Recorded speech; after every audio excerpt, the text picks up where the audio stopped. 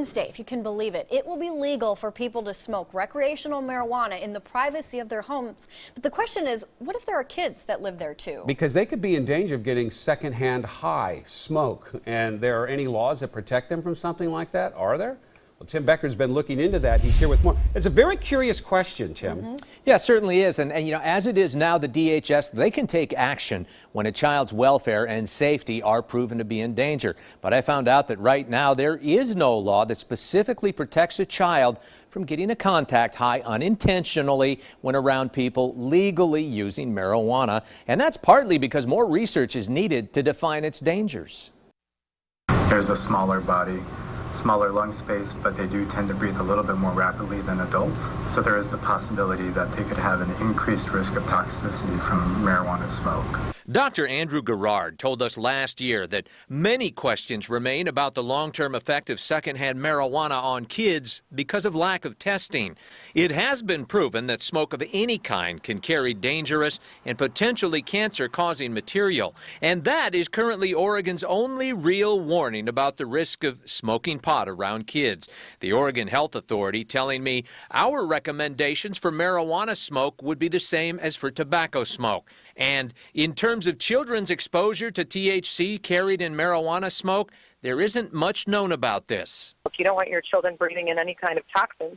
So I think it's certainly each parent's responsibility to, keep their children safe. Leah Maurer back to legalizing marijuana as founder of Moms for Yes on Measure 91.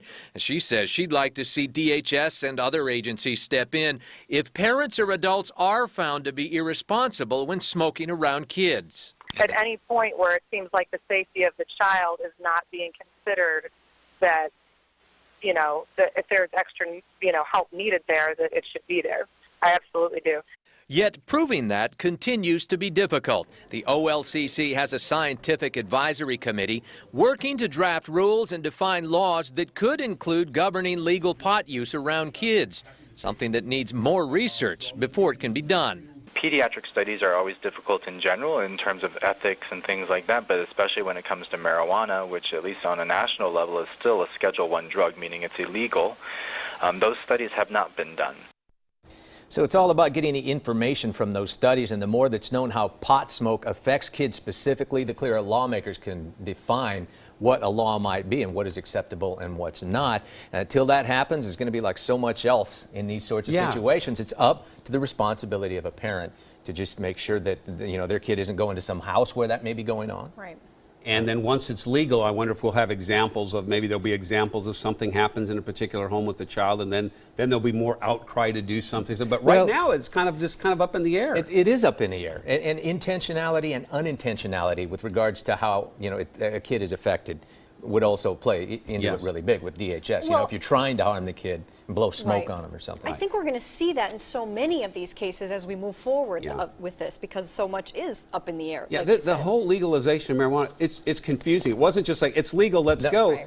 It's opened up a whole Pandora's box. A whole new wild, wild west. Yeah.